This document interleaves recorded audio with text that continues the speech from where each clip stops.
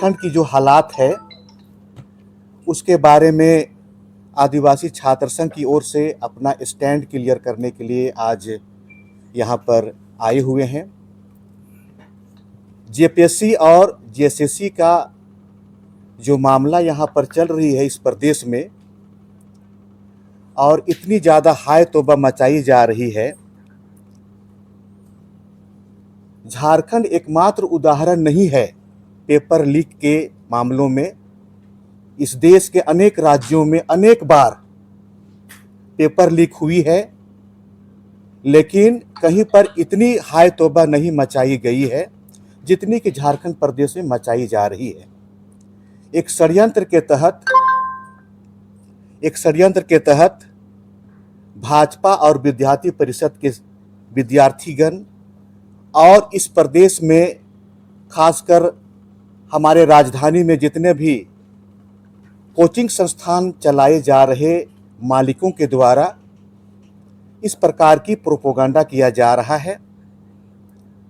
हम लोग इसके बचाव के पक्ष में नहीं हैं, लेकिन जिस प्रकार से यहाँ पर हाय तौबा मचाई जा रही है उसके बारे में कुछ हम लोग बोलना चाहते हैं।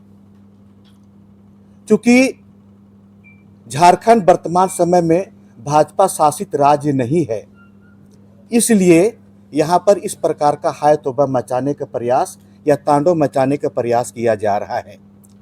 इस देश में अनेक ऐसे राज्य हैं जहाँ पर भाजपा शासित राज्य है, वहाँ पर इस प्रकार का कोई बात अभी तक नहीं होने पाई है।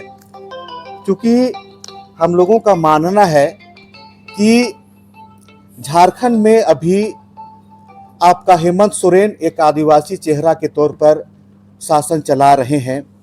आदिवासी लोग सीधे भोले पाले होते हैं और इसलिए भी इस राज्य को डामाडोल करने के लिए, स्थिति और परिस्थिति को बिगाड़ने के लिए इस प्रकार का षड्यंत्र किया जा रहा है।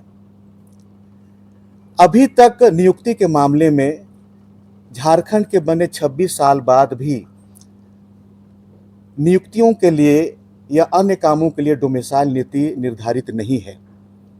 ये काफ़ी चिंता की बात है।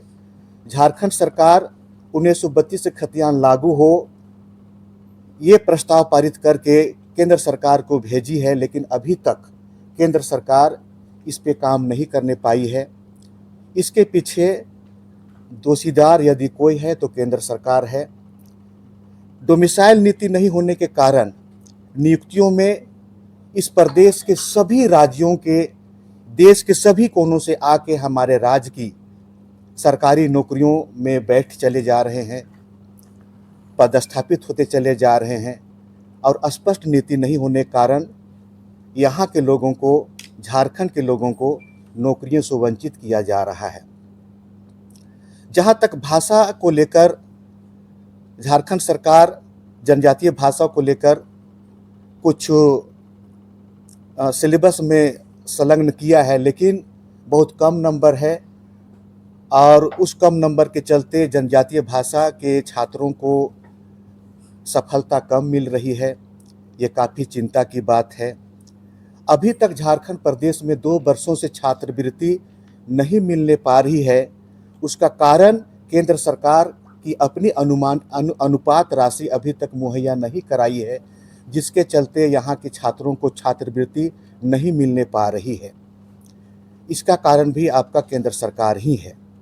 रांची विश्वविद्यालय रांची में अभी जनजातीय भाषा को षड्यंत्र के तहत मिटाने के लिए आपका एक क्लस्टर सिस्टम प्रणाली लाया गया है और अभी नामांकन चल रही पोर्टल को बंद कर दिया गया है जनजातीय स्टूडेंट के लिए। तो इस प्रकार का ये अनुसूचित क्षेत्र है। यदि अनुसूचित क्षेत्र में ही जनजातीय भाषा को षड्यंत्र के तहत मिटाने का प्रयास किया जाएगा तो जनजातीय लोग और आदिवासी लोग अपनी पहचान, अपनी भाषा, संस्कृति को कैसे बचाएंगे? काफ़ी चिंता की बात है।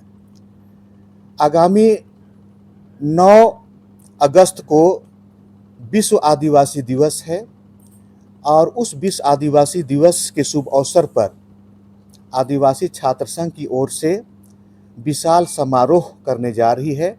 ये रांची कॉलेज रांची के फुटबॉल मैदान में आयोजित है और इस समारोह में हमारे मुख्य अतिथि हमारे प्रदेश के मुख्यमंत्री श्री हेमंत सोरेन हैं और विशिष्ट अतिथि हमारे कल्याण मंत्री श्री चमरालिंगा जी हैं। इस कार्यक्रम में सांस्कृतिक कार्यक्रम भी होंगे और राज्य के सभी जगहों से हम लोग बुलाने का प्रयास करेंगे और विश्व आदिवासी दिवस के तौर पर एक अपनी भाषा, संस्कृति और पहचान को दिखाने और लोगों को बताने का काम करेंगे।